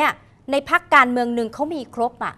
แล้วประชาชนก็มองว่าฉันก็อยากได้สสของฉันแต่ฉันก็อยากได้นโยบายของพรรคนี้อยากได้คนหัวกะทิของพรรคนี้มาดูแลเรื่องนโยบายเพราะฉะนั้นเขาก็เลยมองว่าถ้าเกิดว่าไปเอาแบบระบบอย่างนั้นมาเนี่ยก็กลายเป็นว่าอ่ะเขาได้ตัวแทนในการไปดูแลในพื้นที่ของเขาก็จริงแต่นโยบายที่ต้องไปดูเรื่องงบประมาณเรื่องการเงินที่จะไปสู่เขานี่สิมันกลายเป็นว่าพอมันไปอยู่คนละพรรคคนละขั้วแล้วเนี่ยการทำงานมันเป็นคนละทิศคนละทางมันจะมีปัญหาคือถ้ามองภาพที่มันเข้าใจง่ายๆจริงๆในภาคของชาวบ้านเนี่ยนะคะดิฉันจะอธิบายให้ภาษาชาวบ้านได้เห็นชัดเลยคือเรื่องของการประกวดนางงามนี่แหละบนเวทีประกวดนางงามเวทีหนึ่งผู้หญิงคนหนึ่งปรากฏว่าหุ่นสเลนเดอร์สวยงามสง่างามมากเธอถูกคัดเลือกให้เป็นผู้ที่ใส่ชุดว่ายน้ำสวยงามที่สุดในบรรดาผู้ประกวดก็เดินเข้าไปปุ๊บรับตำแหน่งมาเรียบร้อยแล้วแต่ปรากฏว่าพอชิงตำแหน่งที่1ซึ่งเธอเองเนี่ยก็เข้ารอบ5คนสุดท้าย 5 คนสุดท้ายของการชิงรอบสุดท้าย กรรมการบอกว่า คุณได้ตำแหน่งชุดว่ายน้ำยอดเยี่ยมไปแล้ว คุณไม่มีสิทธิ์ได้ที่ 1 เพราะคุณได้ไปแล้ว คะแนนของกรรมการจะได้ไม่เสียหาย เพื่อที่คุณน่ะจะได้มาแบ่งให้กับคนอื่นได้ที่ 1บ้าง มันก็คล้ายๆกับสิ่งที่อาจารย์มีชัยกำลังบอกว่าอ้าวก็คุณได้สมเหตุสมผลแล้วสำหรับ1รางวัลก็ได้ไปแล้วนี่ก็ให้ผู้แพ้เนี่ยเขามาเข้าชิงกันต่อดังนั้นคนที่ชนะชุดว่ายน้ำยอดเยี่ยมเนี่ยคุณได้ไปปุ๊บไอ้5ตำแหน่งที่คุณจะต้องได้รับเนี่ยรอง4รอง3รอง2รอง1จนกระทั่งผู้ชนะเนี่ยคุณไม่มีสิทธิ์เข้ารอบนะเพราะคุณได้รางวัลไปแล้วคือพูดง่ายอย่างนี้สมมติคุณมีกรรมการ10 คน8 คนให้คะแนนกับชุดว่ายน้ำไปแล้วเนี่ยอีก2 คนเนี่ยให้คะแนนชุดว่ายน้ำเหมือนกันแต่ว่าคะแนนแพ้กลายเป็นว่าคะแนนที่เหลือ2 คะแนนไปตัดสินให้คนอื่นไงไปตัดคนที่ตกรอบไปตัดสินเขาเรียกตำแหน่งใหญ่อะมันก็ไม่แฟร์คืออันนี้เป็นเพียงแค่ตัวอย่างยกให้ฟังนะคะหลังจากที่แปลเจตนารมณ์ในสิ่งที่อาจารย์มีชัยกำลังพูดว่าคะแนนไม่สูญเปล่านั่นก็หมายถึงว่าเมื่อเราได้ตำแหน่งใดตำแหน่งหนึ่งไปแล้วตำแหน่งอีกตำแหน่งหนึ่งซึ่งรออยู่เนี่ยคุณไม่มีสิทธิ์มาชิงก็ให้ผู้แพ้เขาชิงไปเหมือนกับนางงามมีสัก6 คนเขาต้องการคนแค่5ตำแหน่งคือตำแหน่งรอง4รอง3รอง2รอง1และตำแหน่งชนะเลิศแต่กลายเป็นว่าคนเนี้ยที่6เนี่ยได้ตำแหน่งชุดว่ายน้ำไปเรียบร้อยแล้วแต่คุณไม่มีสิทธิ์ที่จะมาได้5ตำแหน่งที่เขารออยู่เพราะว่าคุณได้ตำแหน่งนั้นไปแล้วนี่คือคะแนนไม่เสียเปล่าใช่ไหมใช่หรือเปล่าต้องถามประชาชนละหรือเมื่อเธอได้ตำแหน่งชุดว่ายน้ำดีเด่นเอาก็เธอสวยอะเธอยังใส่ชุดราตรีสวยอีกเธอยังได้นางงามบุคลิกภาพดีอีกแถมเธอยังใส่ชุดไทยสวยอีกเกิดคนคนเดียวเนี่ยได้ตำแหน่งทุกตำแหน่งเหมาะสมดีครับท่านเหมาะสมครับพี่ดีครับผมอย่างเงี้ยมันก็ควรให้เขาได้หลายตำแหน่งแต่กลายเป็นว่าแบ่งกันเนอะคนนั้นเขายังไม่ได้อะไรเลยเนี่ยเขาก็มาไกลเหมือนกันแบ่งให้เขาไปหน่อยได้ไหมแล้วถามว่าคะแนนที่เหมาะสมกับคะแนนที่สงสารน่ะมันต่างกันไหมคนนี้ได้ตำแหน่งไปแล้วเฮ้ยเอาคะแนนสงสารคนนี้ยังไม่ได้อะไรเลยให้เขาไปหน่อยละกันทั้งที่คุณสมบัติของคนเนี้ยไม่เหมาะเท่าคนเนี้ยใช่อันนี้คือเสียงสะท้อนที่ภาคของประชาชนที่เขาส่งสัญญาณไปว่าการประกวดมันควรจะเป็นผู้ที่มีคุณสมบัติครบถ้วนแล้วกรรมการทุกคนก็คือประชาชนเนี่ยลงคะแนนว่าอยากจะได้คนนี้แล้วก็อยากได้พักนี้เขาถึงแบ่งเป็น2 ใบใบหนึ่งคือเลือกคนที่รักอีกใบหนึ่งคือเลือกพักที่ชอบแต่กลายเป็นว่าคราวนี้คนที่รักและพักที่ชอบเป็นอันเดียวกันละส่วนสัดส่วนอันนั้นก็ให้เอาคะแนนผู้แพ้เป็นผู้คัดเลือกมันก็เลยขัดในมุมมองของนักวิชาการหลายคนที่สะท้อนกลับมาคือถ้าเป็นแบบนี้เนี่ยต่างคนก็บอกแล้วฉันจะทำฉันจะไปให้ความสำคัญกับส่วนเขตดีหรือจะให้ความสำคัญกับบัญชีรายชื่อดีใช่ไหมมันจะเกิดขึ้นตรงนี้แน่นอนแล้วก็เขาก็มองกันว่ามันก็จะทำให้เกิดพวกสาขาย่อยเกิดขึ้นใช่ไหมแต่อาจารย์มีชัยก็ดักทางแล้วนี่บอกว่าถ้ามีนอมินีขึ้นมานี่รับรองได้เลยตัดสิทธิ์ใช่คือช่วงเวลาที่ผ่านมาจำได้ไหมคะว่าครั้งหนึ่งเคยมีคดียุบพรรคจากการที่ไปจ้างพรรคเล็กพรรคน้อยออกงอกลูกงอกหลานเนี่ยจนกลายเป็นให้มีการจับผิดจนถึงขั้นยุบพรรคการเมืองมาแล้วนะคะขั้นตอนในการพิสูจน์จะเป็นอย่างไรก็แล้วแต่ว่าครั้งหนึ่งเคยมีมาแล้วทีนี้พอมาถึงว่าส่วนที่หลายๆคนแสดงความเห็นเหมือนกันคือพรรคที่1จะถูกผลักดันให้ไปเป็นสสเขตแต่พรรคที่ได้รองลงมาจะถูกผลักให้มาอยู่ในสัดส่วนซึ่งถามว่าคุณค่าของสัดส่วนเนี่ยมันมีเยอะไหมล่ะที่ผ่านมาสสสัดส่วนไม่ได้ไปหาเสียงนะคะแต่เป็นคนที่มีคุณภาพที่มาเรียงลำดับของพรรคการเมืองนั้นว่าใครจะได้ลำดับที่เท่าไหร่พรรคนั้นจะได้กี่ลำดับแสดงว่าแต่คราวนี้ไม่ใช่เป็นการคิดสูตรโดยการแก้โจทย์ที่เอาพรรคการเมืองที่ได้รับความนิยมสูงในอดีตมาเป็นตัวตั้งพูดง่ายๆแล้วก็คิดสูตรนี้ออกมาเดี๋ยวเราคงต้องคุยกับบรรดาผู้ที่เคยมีบทหน้าที่ตอนร่างกฎหมายฉบับตั้งแต่ปี 40 ปี 50 แหละว่าเขามีความเห็นอย่างไรแต่เมื่อวานนี้ปรากฏการณ์คุณดาวตกคุณเห็นไหมไฟเออร์บอลไปดูสีเขียวสวยงาม ก็ให้ท่านผู้ชมไปดูอีกครั้งหนึ่งสำหรับภาพเมื่อวานนี้ว่าจะเกิดลางในการลางร้ายหรือลางดีคือสไตล์คนไทยนะก็ต้องคิดอย่างนั้นไปดูกันค่ะ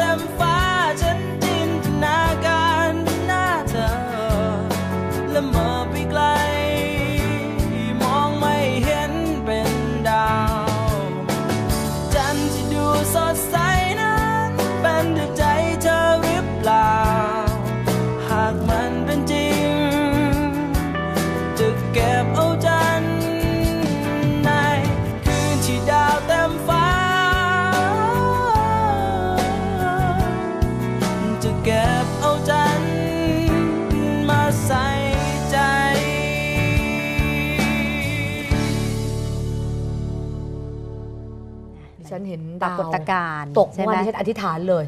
อธิษฐานขอให้ได้เลือกตั้งเร็ว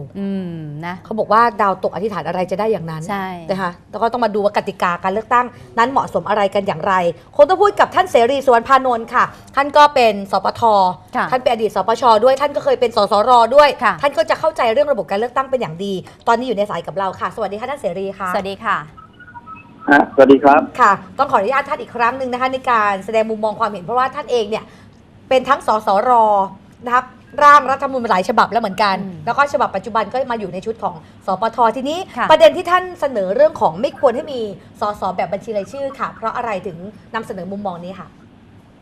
พอพูดไปพรรคการเมืองเขาก็อาจจะไม่ชอบนะครับ ค่ะ ค่ะ อาจจะเป็นเพราะว่าเขาก็เคยตัวแล้ว อืม นะฮะว่าเคยเลือกตั้งแบบไม่ต้องทำอะไรมากเอาบัญชี ค่ะ ไว้ชาวบ้านลง ค่ะ คะแนนนะแล้วก็ได้แต้มมาแล้วก็ได้เป็นสส ค่ะ นะแต่ที่ผ่านมาเนี่ยนะครับ ต้องเรียนตามตรงว่า เราเนี่ยต้องการอะไรนะฮะในปี 40 เนี่ยนะครับ เราต้องการว่าให้คนที่มาลงเลือกตั้งเนี่ยนะครับ ส่วนหนึ่งเนี่ยจะได้ไม่มีคนซื้อเสียง ค่ะ นั่นก็คือถ้าส่งชื่ออยู่ในบัญชีพรรคการเมืองเนี่ยนะแล้วก็ให้การเลือกตั้งบัญชีของพรรคการเมืองเป็นการลงคะแนนทั้งประเทศ มันก็ไม่รู้ว่า มันก็ไม่รู้ว่าจะลงคะแนนให้ใคร มันก็เลือกบัญชีเพราะฉะนั้นคนชื่อบัญชีมันก็ไม่ต้องซื้อเสียงแนวคิดเป็นอย่างนั้น ค่ะ นะครับ อืม แต่พอเรามา 50 เนี่ยนะฮะเราก็เปลี่ยนระบบทั้งประเทศมาแบ่งเป็น8 ส่วนหรือ 6 ส่วนเนี่ยนะครับ ค่ะ อ่ะมันก็ได้สสมาแบบหนึ่งนะฮะ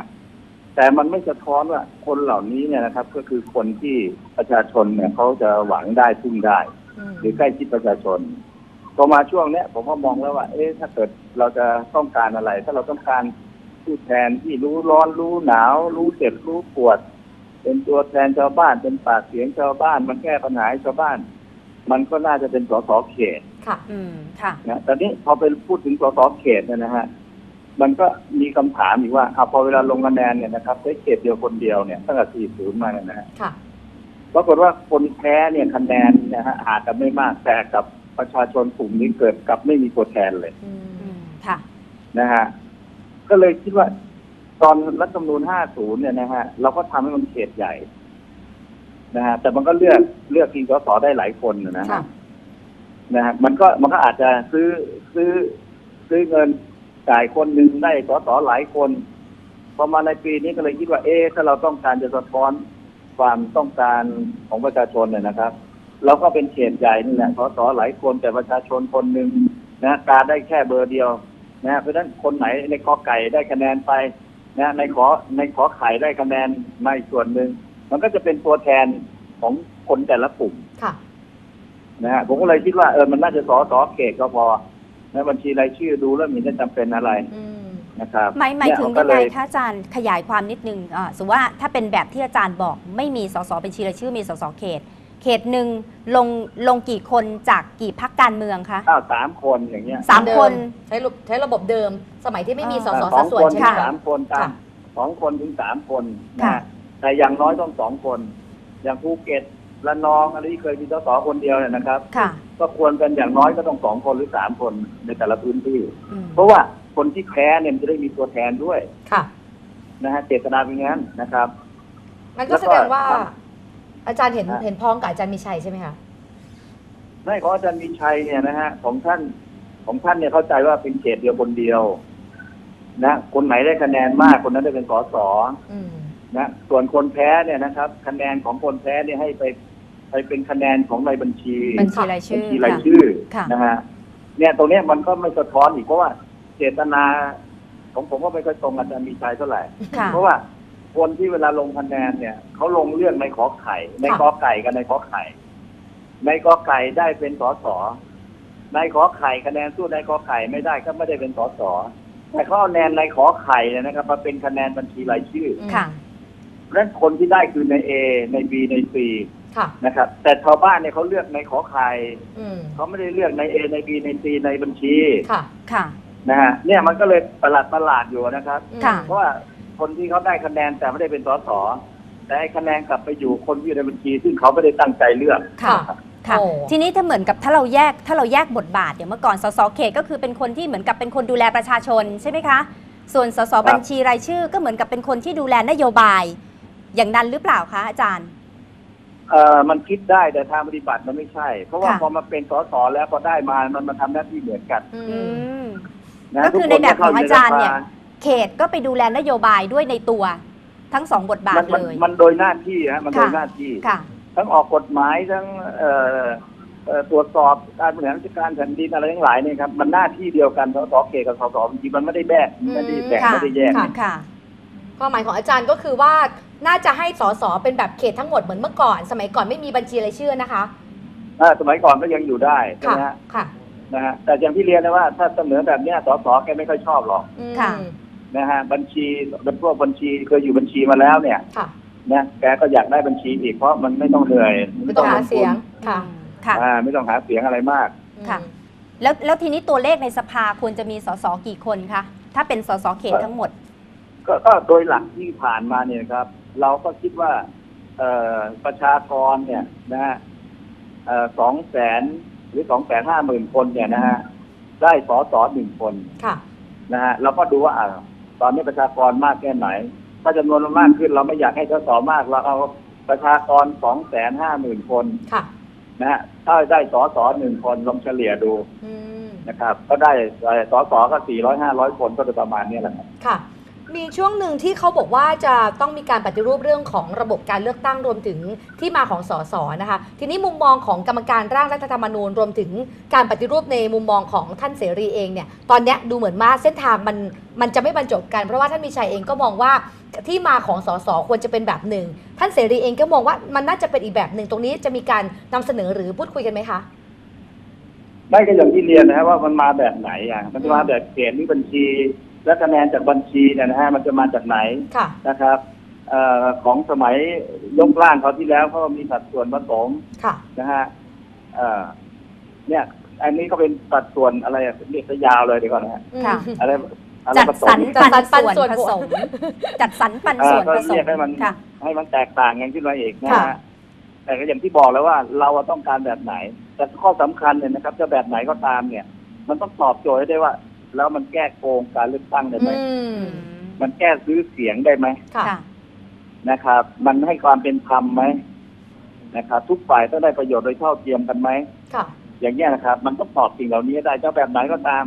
นะครับ มันต้องแก้การเลือกตั้งแกงโกงการเลือกตั้งให้ได้ ค่ะ ถ้าหากว่ายังแก้ไม่ได้นะครับ มันก็พอมันโกงมันใช้เงินมากนะครับ ค่ะ ไปมามันก็กลับมาถอนทุนกันอีกอ่ะ มันก็เข้าสู่ระบบการโกงกันอีกอ่ะ ค่ะ ค่ะ นะครับ คือในแบบของอาจารย์นี่ก็คือทุกที่นั่งในสภา มีฐานเสียงจากมวลชนล้วนๆเลยใช่ไหมคะ ครับใช่ แต่แบบที่ผ่านมาเนี่ยบัญชีรายชื่อเนี่ยไม่ได้มาจากฐานมวลชนใช่ไหมที่ผ่านมา เป็นลักษณะของการ บัญ ข ชี ยับ บัญ ข ชีมัน ยั ก็ บ มวลชนเหมือนกันน่ะ อ่า มันก็ ค่ะ มวลชนเหมือนกันแต่มัน แต่เป็นการเลือก มวลชนแบบมันไม่ได้ใกล้ชิดประชาชน ค่ะ อืม ไม่สามารถที่จะไปดูแลทุกสุขประชาชนได้โดยตรง ค่ะ คือเลือกผ่านนโยบายพัก ค่ะ อย่างนั้นใช่ไหม ทีนี้ คะ ถามตรงๆนะคะอาจารย์เสรีคะถ้าเกิดประเด็น ครับ อย่างมุมมองของอาจารย์มีชัยเอง ที่ตั้งกติกาเรื่องของการกำหนดสัดส่วนผสม ที่มันลงตัวแบบนี้อาจารย์มองว่าจะแก้ไขปัญหาเรื่องของการทุจริตการเลือกตั้งการซื้อเสียงได้ไหมคะ คือการแก้การเลือกตั้งเนี่ยนะครับแบบเนี้ยมันก็ยังแก้ไม่ได้ เพราะว่าในเขตเนี่ยมันยังมีคนต้องการจะเอาชนะอยู่ ค่ะ ประชาชนเนี่ยนะครับเงินไม่มากาไม่เป็นก็ยังมีอยู่เยอะ อืม นะครับ ถ้าจะแก้การเลือกตั้งเนี่ย อันนี้ระบบการได้มาสสก็แบบหนึ่ง ค่ะ นะครับ คือทำให้มันเขตมันใหญ่ขึ้นเนี่ยนะมันจะซื้อยากกว่าเขตเล็ก แต่บางคนเนี่ยนะครับ พวกเลือกตั้งเนี่ยก็จะบอกว่าเอ้ยเขตเล็กดีกว่าซื้อยากกว่าแต่จริงๆแล้วไม่ใช่แล้วครับตอนที่แล้วเนี่ยตอนรัฐธรรมนูญ50เนี่ยเห็นชัดเจนเลย ค่ะ นะฮะตอน50ใหม่ๆเนี่ยครับเขตใหญ่ แต่ก็ไปถูกแก้จนกลายเป็นเขตเล็กเขตเดียวคนเดียวขึ้นมา อืม นะฮะ ค่ะ แต่ในฐานะที่สัมผัสการเลือกตั้งเขาบอกว่าผมไม่เคยเลือกตั้งผมก็เคยลงมาแล้วนะฮะถ้าสัมผัสการเลือกตั้งเนี่ยผมบอกได้เลยว่าเขตใหญ่ซื้อเสียงยากกว่า อืม ค่ะ นะฮะควรใช้เขตใหญ่ ค่ะ นะครับอ่า เพราะมันไม่ทั่วถึงใช่ไหมคะ เพราะว่าเขตใหญ่มาก ค่ะ ใหญ่เนี่ยครับมันจะบล็อกไงก็ตามนี่ครับ ค่ะ มันก็ต้องใช้เงินเยอะแหละ อืม แล้ววิธีการเนี่ยครับการแก้เนี่ยที่มาแค่นี้มันจะไม่พอ ค่ะ มันต้องไปแก้ ในเรื่องการจัดการการเลือกตั้ง ค่ะ นะการตรวจสอบการเลือกตั้งก็คือกกต.ค่ะ กกต.จะจัดการเลือกตั้งอะไรให้คนใช้เงินน้อยกกต.จะต้องกำหนดพื้นที่ติดป้ายกกต.ติดเองไม่ต้องให้ผู้ท้าหาเสียงไปติด อืม นะครับ แล้วก็ห้ามติดป้ายเต็มถนนอย่างที่ผ่านมา ค่ะ คนที่จะสมัครสสเนี่ยควรต้องเป็นคนที่ทำความดีทำคุณงามความดีจนชาวบ้านรู้จักมาก่อน ค่ะ นะฮะไม่ใช่อยู่ๆมาลงก็ได้ว่าเรื่องตลาดใช่ไหมผมซื้อเสียง ค่ะ ค่ะ นะเพราะฉะนั้นการลงทุนน้อยเนี่ยนะครับ มันสามารถที่จะช่วยให้เกิดความเป็นธรรมกับผู้สมัครได้ แล้วกกตเนี่ยครับเป็นคนจัดทั้งหมดเลยไม่ต้องให้ผู้สมัคร ถ้าคุณเราว่าอย่างนั้นเขาไม่มีโอกาสจะรู้คนที่ชาวบ้านจะเลือกครับมันไม่ใช่มาเลือกแค่ฤดูหาเสียง มันต้องรู้จักมาก่อนทำคุณงามความดีมาก่อน ค่ะ ตอนนี้ออกไหมฮะ อืม เนี่ยเพราะฉะนั้นถ้าแก้ตรงนี้ได้ แล้วก็จัดระบบควบคุมการเลือกตั้งให้เรื่องใช้เงินให้ดี ให้ได้นะอย่างเช่นว่า ถึงเวลาเลือกตั้งปั๊บเนี่ยนะครับกฎหมายออกไปเลยบอกว่าให้เจ้าที่ตำรวจทุกคนเนี่ยมีหน้าที่ในการคุ้มครองสสที่สมัครเลือกตั้ง โอ้ ค่ะ คุ้มครองหมายความว่าอะไรเอาไปป้องกันไม่ให้เขามาโดนทำร้ายป้องกันให้เขาสามารถที่จะเดินทางไปได้สะดวกไม่ถูกปองร้ายแต่นัยยะกลับกันก็คือเอาตำรวจไปคุมคนพวกนี้ให้หมดเลย อืม นะมันจะ ค่ะ ไม่ไปซื้อเสียงอย่างนี้เป็นต้นนะครับ ค่ะ อันนั้นคือวิธีการป้องกันการซื้อเสียงรวมถึงการทุจริตในการ ใช่ ใช้เสียงของประชาชนโดย ค่ะ ไม่ถูกต้องเนี่ยนะคะ แต่ว่าประเด็นที่อาจารย์มีชัยนำเสนอมา มุมมองท่านเสรีเองมองว่าจะทำให้มีการใช้คะแนนของประชาชนได้เท่าเทียมกันจริงหรือเปล่าคะเพราะว่าเอาคะแนนที่ถูกเลือกไปแล้ว ก็เอาคะแนนจำนวนน้อยนี่แหละออกมาคล้าให้ได้อีกสสอีกจำนวนหนึ่งท่านเส ก็ รี อย่าม อง ที่ ไง เรียนเนี่ย ค่ะ มันยังไม่ตอบไม่ได้ไงว่า อืม คนเนี่ยลงคะแนนให้ในขอไข่ ค่ะ แต่ทำไมใน A เอ B ใน C บีเนี่ยกลับไปได้ผลพวงตรงนั้น ค่ะ ค่ะ แต่ถ้าบอกว่าแก้โดยนั้นก็เอาชื่อในขอไข่ไปอยู่ในบัญชีด้วย อืม คนที่ลงสสเขตก็เอาไปใส่ด้วยมันก็ยังพอ แบบ พอ นี้ จะ อ้างอิงได้แต่ มันจะพอให้ แต่ คือ มันก็ไม่ใช่เจตนาโดยตรงของประชาชน คือ ค่ะ ฟังแล้วแฟร์กว่านะแบบนี้ ค่ะ ค่ะ ใช่ไหมฮะ ค่ะ เพราะประชาชนเขาต้องการเลือกคนนี้ แต่ไอ้คนนั้นได้คะแนนเนี่ย นั่นน่ะสินะ ค่ะ คือฟังแล้ว ทำใจ วันนี้ ยากไง วันนี้สังคมเองก็ยังงงอยู่เหมือนกันว่า ค่ะ เอ๊ะถ้าจะไปวัดเรื่องของความแฟร์ในสนามเลือกตั้งเนี่ยแบบที่อาจารย์มีชัยเสนอมานี่มันแฟร์ตรงไหน อืม ก็มีคำถามเหมือนกัน ค่ะ ครั ค่ะ บ ค่ะก็ขอบคุณท่านเสรีบ้างนะคะ ที่แสดงความเห็นในวันนี้ค่ะ ค่ะ ค่ะ ขอบพระคุณ สวัสดี ค่ะ ครับ ค่ะ ขอบพระคุณครับสวัสดี แน่ ครับ นอนนะคะเราฟังกันทุก ค่ะ เสียงสะท้อนมาในส่วนใหญ่ก็เป็นเสียงของการที่คัดค้านนะ ค่ะ ไม่เห็นด้วยกับแนวคิดนี้แน่นอนแม้ว่าอาจารย์มีชัยจะบอกว่าเป็นแนวคิดที่เขาคิดกันแล้วแหละ เพียงแต่ว่ามันจะถูกมาทดลองใช้ที่ประเทศไทยเนี่ยเป็นประเทศแรก อืม ในโลกนะ ก็ท่านก็พูดแล้วว่าอย่าไปย้ำเรื่องว่านี่เป็นการเลือกครั้งแรก อืม หรือในประเทศอื่นเขาไม่ทำกันทั่วโลก ค่ะ เนี่ยมีประเทศไทยเพิ่งทำเนี่ย อืม อย่าไปพูดถึงประเด็น คือ นั้น จะบอกกล้าๆหน่อยอะไรอย่าง แต่ เงี้ย ว่า ป่ะ ส่วนหนึ่งที่ท่านเสรีสะท้อนมาเมื่อสักครู่นี้เรา ค่ะ ต้องนำมาตกผลึกเหมือนกันนะคะเพราะว่าท่านเสรีเองเนี่ยในช่วงสปชชุดที่แล้ว ก็มีโอกาสได้ประชุม ร่วมกับกรรมาธิการยกร่างเหมือนกัน แล้วก็ทำให้เห็นแล้วว่าท่านเสรีเองถ้าฟังจากการประชุมสปชเนี่ยท่านจะพูดย้ำเลยว่า วิธีการแก้ไขปัญหาเรื่องของการทุจริตการซื้อสิทธิ์ขายเสียงท่านจะย้ำในประเด็นนี้ ทีนี้การเลือกตั้งในรูปแบบของอาจารย์มีชัยเนี่ย อืม ท่านเสรีก็บอกว่ามันไม่สามารถแก้ไขเรื่องของ เรื่องซื้อ การ สิทธิ์ ซื้อเสียง ขายเสียงได้ เรื่องของระบบของการเลือกตั้งที่มันจะทำให้นักการเมืองเข้ามามีบทบาทมีอำนาจเหนือประชาชนมากจนเกินไปจนกระทั่งเข้ามากอบโกย ค่ะ ผลประโยชน์เนี่ยมันแก้ไม่ได้ ดังนั้น คือ ถ้าเกิดทำรูปแบบอะไรมาก็แล้วแต่ มันนอกจากจะครอบคลุมว่าเสียงของประชาชนถูกใช้ไปโดยไม่ปราบประโยชน์เนี่ย อืม ก็ต้องแก้ไขเรื่องการซื้อสิทธิ์ขายเสียงได้ด้วย ใช่คือจริงๆ ถ้าจะพูดไปทุกรูปแบบถ้ามันจะมีการซื้อสิทธิ์ขายเสียงมันมีได้ทั้งนั้นแหละ อืม ทีนี้อาจารย์ก็เลยบอกว่ามันไปอยู่ที่ระบบการควบคุมตรวจสอบไง ค่ะ ที่จะต้องนำเรียกว่าต่างๆใช่ไหมเรามีเขาเรียกว่าเรามีเครื่องไม้เครื่องมืออืม ทั้งระบบราชการต่างๆให้กกตเองก็ต้องทำงานหนักขึ้น อืม ในการที่จะเข้าไปวางระบบคือทุกอย่างเนี่ยอาจารย์บอกว่าเป้าหมายยังมีแต่วิธีการต่างหากที่สำคัญ ส่วน ใช่ไหม ของ ว่าจะทำแบบไหน ท่านเสรีเองก็นำเสนอว่าไม่ควรมีสสบัญชีรายชื่อ อืม เพราะว่าไม่ได้ยึดโยงกับประชาชน คนที่มาเป็นบัญชีรายชื่อส่วนใหญ่ ก็จะเป็นบุคคลที่แนวหน้าต้นๆของแต่ละพรรคการเมือง อืม แต่คนที่ลงพื้นที่มีบทบาทก็คือบรรดาสสเขตที่ลง ดังนั้นถ้าเกิดมีแบบสมัยก่อนสมัยที่ยังไม่มีการเปลี่ยนแปลงแบบระบบบัญชีรายชื่อเข้ามาเนี่ยนะคะเขาก็บอกว่าเป็นระบบที่เป็นสสเขตทั้งหมดซึ่งสมัยก่อน ถ้าดิฉันจำได้แถวบ้านดิฉันเอง อืม โอ้โห มันเข้มข้นมาก ใช่ เข้มข้นถึงขั้นแบบมีเหตุการณ์เขาเรียกว่าคืนหมาหอน ปุปะปุปะปุปะ สาดกัน ในช่วงนั้น ใช่ไหม ในช่วงนั้น อ่า ที่มีแต่ว่ามันไม่ได้หมายความว่า ถ้ากลับไปทำแล้วมันจะเป็นแบบเดิมนะคะ แต่หมายความว่าบ้านเราอ่ะมันก็ต้องมีพัฒนาการของมันไปเรื่อยๆ อย่างเมื่อก่อนเนี่ยสสอาจจะกำหนดจำนวนของประชาชนเนี่ยน้อยลง แต่วันเนี้ยควรจะกำหนดเขตให้มันใหญ่ขึ้น แล้วก็วางรูปแบบของท้องถิ่นไว้เป็นการกระจายอำนาจ ใช่ เพื่อที่จะให้บรรดาส่วนปกครองท้องถิ่นเนี่ยมีการทำงานร่วมกับระดับประเทศอย่างสสเอง ก็คงจริงๆแล้วอาจารย์มีชัยเองก็คงยังไม่ตกผลึกหรอกว่า จะเอาการเลือกตั้งแบบนี้ เพราะว่าเสียงสะท้อน ใช่ เยอะมากทั้งนักวิชาการทางภาคประชาชน แล้วก็หลายๆคนก็มองว่าการเลือกตั้งแบบนี้มันยังไม่ตอบโจทย์หนึ่งคือไม่ตอบโจทย์เรื่องของการซื้อสิทธิ์ขายเสียงที่จะต้องกำจัดออกไป แล้วก็ยังไม่ตอบโจทย์เรื่อง ความ ว่า ต้องการข ควา อง ม ป ต้อ ระ งกา ชาร ประ ชน ชาชน อันนี้สำคัญที่สุดเลย ใช่ นะ ค่ะ คือมันกลายเป็นว่าเหมือนคุณให้ผลที่ออกมาเป็นสิ่งตรงกันข้ามกับความต้องการของประชาชนไงใช่ไหมและที่สำคัญจริง ๆ แล้วระบบบัญชีรายชื่อเนี่ยมันเป็นแบบที่มันเป็นพัฒนาการที่สากลเนี่ยเขานำมาใช้กันแล้วไงทีนี้เราจะกลับไปใช้แบบเดิมเหรอนะอย่างที่คุณบอกเอาสสเขตเข้ามามากขึ้นการแข่งขันสูงขึ้น ก็คือ เนี่ย สสเขตทั้งหมด ฝุ่นตลบมากขึ้นหรือเปล่าในสนามการแข่งขันนั่นแหละคือ ค่ะ สิ่งที่สำคัญ แต่ว่ามุมมองของท่านเสรีเองก็ไปตรงกับท่านอุเทนนะคะชาติพินโยซึ่งท่านเคยนำเสนอบอกว่าควรจะยกเลิกสสบัญชีรายชื่อ ซึ่งอาจจะทำให้บรรดาสสบัญชีรายชื่อเดิมเนี่ยไม่พอใจ แต่มุมมองสองท่านก็สะท้อนมาให้เห็นแตกต่างนะคะว่าวันนี้ท่านมีชัยเองเนี่ยจะเดินก้าวต่อสำหรับการที่บอกว่า หรือเปล่า คะแนนทั้งหมดเนี่ยจะไม่สูญหายไม่ตกน้ำนำถูกมาใช้ประโยชน์เนี่ยมันจะตอบโจทย์ความต้องการของประชาชนทั้งประเทศได้หรือเปล่า ค่ะ ก็อยากได้ ที่ ก สำคั อ ญ ไก่ ก็ได้เป็นสสเขต ทีนี้คะแนน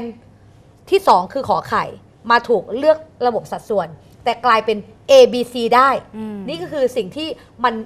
อาจจะไม่สามารถตอบโจทย์จริง ๆ ของประชาชนได้เลย คือที่สำคัญเนี่ยการที่มีสสระบบบัญชีรายชื่ออย่างที่ผ่านมานี่ก็คือมันเหมือนกับว่าสสบัญชีรายชื่อเนี่ยบางส่วนเนี่ยเหมือนกับอาจจะไม่ได้มาจากฐานเสียงใช่ไหมมาจากพรรคที่คัดสรรบุคคลที่ เรียงลำดับ มีความรู้ความสามารถมีวัยวุฒิมีคุณวุฒิที่มีความสามารถในการที่จะมาดำเนินนโยบายของพรรคการเมืองที่หาเสียงได้ แล้วก็สสเขตก็เป็นคนเรียกว่าก็รับนโยบายนี้ แล้วก็ไปกระจายสู่พื้นที่ของตัวเอง ทีนี้ถ้าหากว่ามันจะไม่มีสสแบบบัญชีรายชื่อในแบบที่ท่านเสรีพูดเนี่ยมันจะออกมาเป็นรูปแบบไหนก็น่าคิดเหมือนกัน ก็บ้านเรามีอะไรก็เกิดขึ้นได้คอนเน่ นะอ่ะรอดูกันแล้วกันนะคะ สำหรับเรื่องนี้น่าจะคงยังมีการพูดกันต่อไป แต่ว่าจะตกผลึกกันมาแบบไหนนะเป็นเรื่องที่คงต้องรอดูสำหรับ 21 กรทนะคะจะมีมติออกมานั่นเองอ่ะวันนี้สำหรับเสียงสะท้อนที่นำมาเสนอคุณผู้ชมก็เชื่อว่าจะทำให้คุณผู้ชมนั้นสามารถที่จะคิดตามนะคะแล้วก็เรียกว่าเก็บข้อมูลในช่วงนี้ไปเพราะสุดท้ายแล้วเสียงของประชาชนนั่นแหละคือคนที่จะลงมติว่าจะเอาไม่เอานะสำหรับรัฐธรรมนูญฉบับนี้ แล้วก็ไปติดตามรายละเอียดจริง ๆ แบบลึกซึ้งเลยนะคะ ในช่วง กับ Newsroom 18 นาฬิกาค่ะมีผู้ประกาศข่าวแบบแน่นด้วยข้อมูลเนี่ยนะคะรวมกับถึงทีมงานกองบรรณาธิการที่แน่นด้วยฝีมือนะคะรอผลิตผลงานมาให้กับท่านผู้ชมได้ติดตามกัน แล้วก็ไปตาม คุณอนุสรณ์เอี่ยม มิ สะ ติ อาด เศรษฐกิจนะคะจากทางด้านของคุณอนุสรณ์บิสไลน์แล้วก็ไปอีกช่วงหนึ่งเลย ใช่ เล่าสู่กันฟัง ค่ะ ก็บรรดาอดีตสสนะคะ ใช่ ที่วนเวียนกันมาในช่วงนี้ก็หรือว่าแต่ละท่านก็พยายามที่จะออกมาให้ข้อมูลความรู้ความเข้าใจมาอธิบายความกันอีกรอบ โด ห ย นึ่ง เฉพาะเรื่องของ รัฐธรรมนูญ การเลือกตั้งนี่แหละ แน่นอน ที่มีการออกมาถกกันว่ามันจะออกมาแบบเนี้ยสสจะมีที่ยืนกันอย่างไร นะก็ใช้สติกันในการเก็บข้อมูลในช่วงนี้นะคะ ขอบพระคุณทุกท่านในการติดตามขอบพระคุณทุกๆ SMS ที่ส่งมาสำหรับรายการเสียงสะท้อนเดี๋ยวพรุ่งนี้มาพบกันกับตรีชดาและตรีนปางกันใหม่ค่ะ สวัสดีค่ะ สวัสดีค่ะ